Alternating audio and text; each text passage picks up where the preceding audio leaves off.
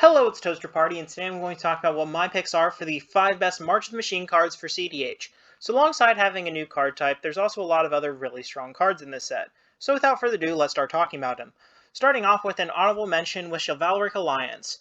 For a generic and a white, you get an enchantment that says whenever you attack with 2 or more creatures, you draw a card. And for 2 generic, you can discard a card and create a 2/2 white and blue knight creature token with vigilance. So yeah, Mono White still needs advantage engines, and as far as advantage engines go, this one is pretty decent. It's only asking you to do something that Mono White is already doing, that being attacking with creatures. So, while it's not a great card by any stretch of the means, it is a pretty decent advantage engine for a color set that really lacks it. Let's move to list proper now with number 5, Phyrexian Censor. For 2 generic and a white, you get a Phyrexian Wizard that says each player can't cast more than one non-Phyrexian spell each turn, and non-Phyrexian creatures enter the battlefield tapped. It is a 3/3. As far as rule of law effects go, this one is probably on the worst half of playable ones in CEDH. But if you're playing rule of law, then you probably are still trying to force as many of these into your deck as possible. So there's that. Let's move now to number 4, Invasion of Ikoria. This is one of those new battle cards that I was talking about. So, what battle does is that when it enters the field, you choose an opponent to protect it, and then you and others can attack it to reduce the loyalty value of it, and then when you defeat it, it returns to your battlefield transformed. Invasion of Ikoria says, for X generic and 2 green, when it enters the battlefield, you search your library and or graveyard for a non-human creature card with mana value X or less and put it onto the battlefield, and if you search your library this way, shuffle. The back half is Zilortha, the Apex of Ikoria, a legendary creature dinosaur with reach that says for each non-human creature you control, you may have that creature assign its combat damage as though it weren't blocked, and it is an 8/8. So the back half is probably not the most impactful part of the card. The card that you probably are going to be using most is the part that is very similar to Finale of Devastation. And while it doesn't straight up win you the game in the same way that Finale does when you cast it for infinite, it does give you another card that just searches a creature to the battlefield as long as it's not a human. Well, definitely not as good as Finale, it is still a search card, with the additional upside if you can possibly turn this into an 8/8. Let's move now to number 3, Heliod the Radiant Dawn. For 2 generic and 2 white, you get a legendary enchantment creature that says when Heliod the Radiant Dawn enters the battlefield, return target enchantment card that doesn't have the card type God from your graveyard to your hand. You can also pay 3 generic and a blue Phyrexian to transform Heliod the Radiant Dawn, activate only as a sorcery. The front half is a 4/4, and on the back half you have Heliod the Warped Eclipse, what is a Azorius creature that has all the same types that is now a Phyrexian. It says you may cast spells as though they had flash, and spells you cast cost 1 generic less to cast for each card your opponents have drawn this turn, and it is now a 4/6. So what makes this card very interesting is that it fulfills a very specific niche that rule of law decks really haven't been able to explore before. That being able to have flash. While there are other cards that give this ability, there are none that you can really play in the command zone. And as far as having good rule of law colors, these are the 2 best ones to have.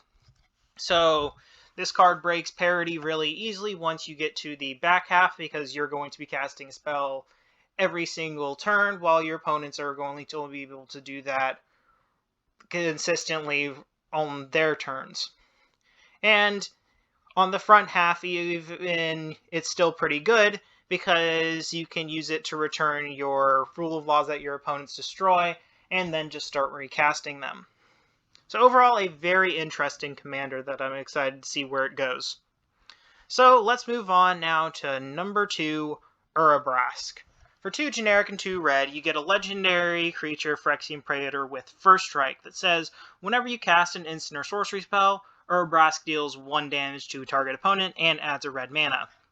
You can also pay a red mana, exile Urabrask, then return it to the battlefield transformed under its owner's control, activated only as a sorcery, and only if that player have casted 3 or more instants and or sorcery spells this turn.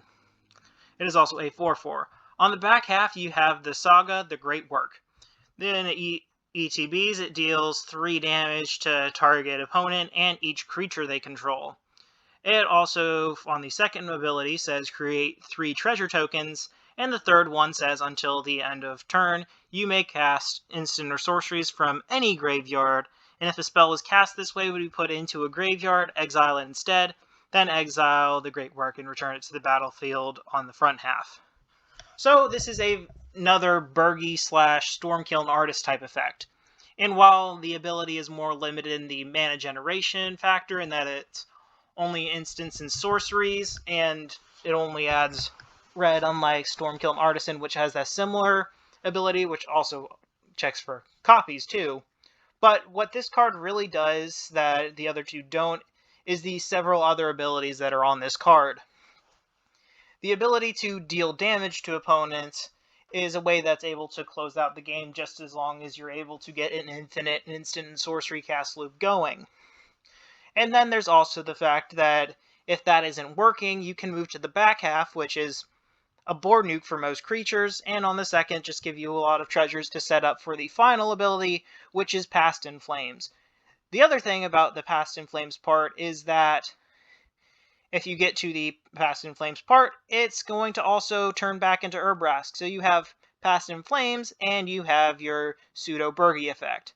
So overall, this is an incredibly powerful card that I definitely think is going to see some play in a lot of different Spellslinger type decks.